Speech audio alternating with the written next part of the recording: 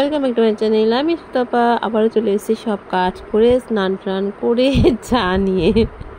এদিকে চা নিয়ে বলতেছি, এদিকে আমিও আবার তোমাদের সাথে গল্প করছি চা নিয়ে। বলো কেমন আছো সবাই? নিশ্চয়ই ভালো আছো, আমিও ভালো আছি।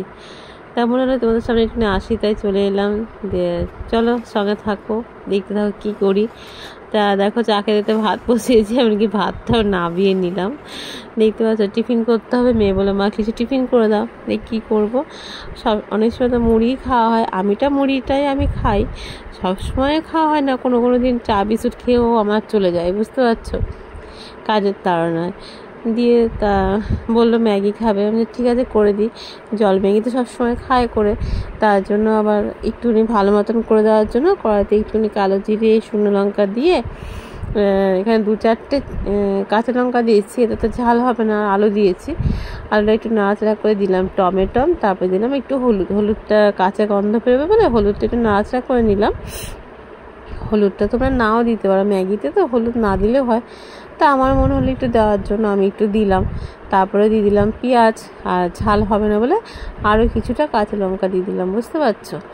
আর পপকর্ন ছিল ঘরে, পপকর্ন মানে ভুট্টা ছিল কচি কচি, সেটা আমি দিয়ে দিলাম কিছুটা, বুঝতে পারছো।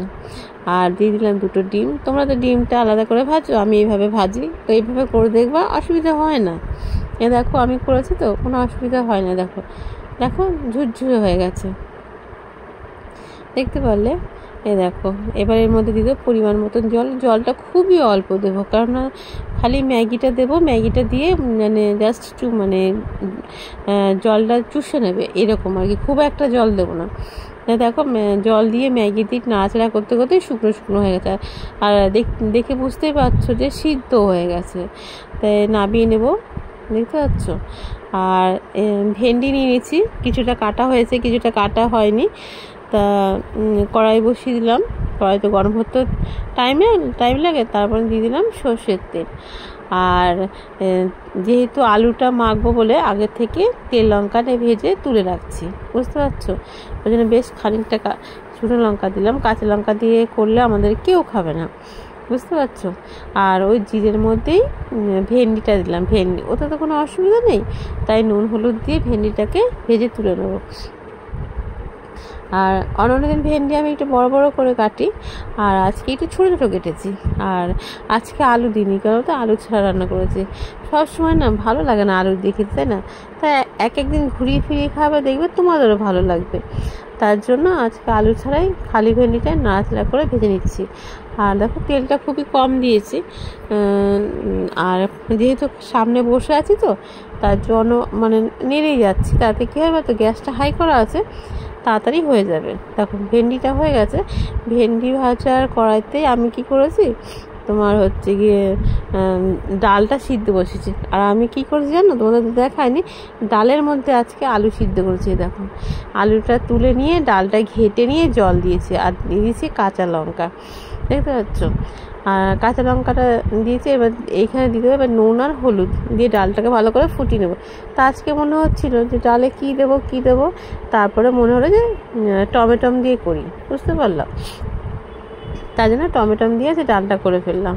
আর যেহেতু রাত্রেবেলা রুটি দিয়ে খাওয়া হবে তো, তার জন্য আমি আজকে ডালে জিরের সম্বাদ দেবো, সর্ষের সম্বাদ দেবো না। সর্ষের সম্বাদ দিলে ডালটা টক না হলে ভালো লাগে না, তাই না বলো?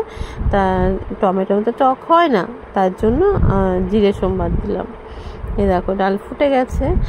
আর দেবো ধনে পাতাটা ডালের মধ্যে দিইনি, আমি ধনে পাতাটা কেটে যেই বাটিতে ডালটা ঢেলেছি সেই বাটিতে দিয়েছি, এই দেখো। আর তোমরা দেখবে আমি যখন তরকারিটা নাবাই, আমি চেষ্টা করি সিলভারের বাটিতে নাবাতে, সিলভার বাটিতে গরমটা খাওয়া ভালো, জানো তো। আর এদিকে দেখো আমার তো রান্না হয়ে গেছে, সিম্পল রান্না করেছে। আর এদিকে দেখো বাসন ধুতে যাবো, বাইরে প্রচুর মেঘ। আর দেখো ঝড়ে যে গাছটা পড়ে গেছিলো না, সেই গাছটাকে আজকে লোক এসেছিলো, কেটে ওইখানে রেখেছে। এত মেঘ করেছে, আমি ছুটে বাসনগুলোকে ধুয়ে নিয়ে আসলাম। দেখতে পাচ্ছ সকালে চা খেয়েছি সেই বাসন, রান্না করলাম সেই বাসন, বুঝতে পারছো। এই দেখো, আর এইদিকে স্যালাডটা কেটে রেখেছি। লেবু, ধনেপাতা আর শসা। তেল লঙ্কাটা তো ভেজে রেখেছিলাম, তোমরা দেখলে। এবার হচ্ছে গিয়ে আলুটাকে মেখে নেবো। সবাই তখন খেতে চলে আসবে, তার জন্য সব কিছু মেখে কেটে কুটে আমি রেডি করে রাখি। সবাই আসবে, সবাইকে সব ঝপাঝপ দিয়ে দেবো।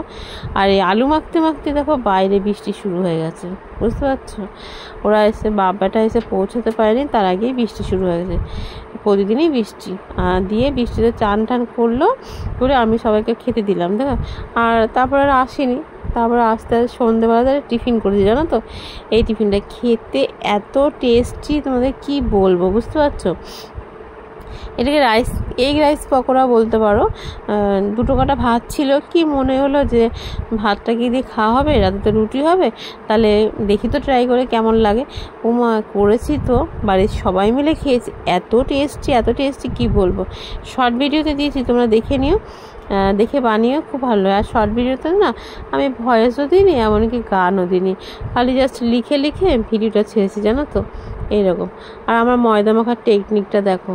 প্রথমে গামলাতে লবণ দিয়েছি, তারপর দিয়ে দিলাম জল, তেল, কালো জিরে, এবার ময়দাটা মেখে দিলাম। আমাদের বাড়িতে তো জানো আটা রুটি কেউ খেতে চায় না, ময়দার খায়। আর একটা জিনিস দেখেছো, আমি যে একবারে জল নিয়েছি না, আমার এতেই মাখা হয়ে যাবে, দেখো, দেখতে পাচ্ছ? আমি ময়দাটা এতেই ডো করা হয়ে গেল, আর জলও লাগবে না আর ময়দাও লাগবে না, আর পরিমাণে একই হয়। মানে আমাদের বাড়িতে রুটি করলে তোমার 10টা যদি গোল্লা হয় তাহলে ঠিক আছে। আমি কখনো বাসি জিনিস করি না, কারণ বাসি জিনিস তো কেউ খায় না, আগে খাওয়ানো উচিত না, তার জন্য।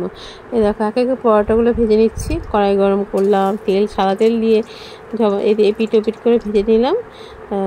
নিয়ে তোমাদের দেখাচ্ছি কী কী নিয়েছি। আমাদের তো প্রতিদিন দুধ থাকে, কোনো দিন কলা দিয়ে খাওয়া হয়, কোনো দিন আম দিয়ে খাওয়া হয়, কোনো দিন শুধু দুধ খাওয়া হয়, জানো তো। তাই জন্য দেখো মেয়ে কাটছে পেঁয়াজ, একটা পেঁয়াজের খোসা উড়ে এসছে। আর ডাল, আলু ভাতে, ভেন্ডি ভাজা, দুধ আর পরোটা দিয়ে আজকে রাতের খাওয়া দাওয়া কমপ্লিট হবে। কেমন হচ্ছে অবশ্যই বলে ভালোবাসে, পাশে থেকো, সবাই সুস্থ থেকো, ভালো করে দেখাবে নতুন কোনো ভিডিওর সাথে।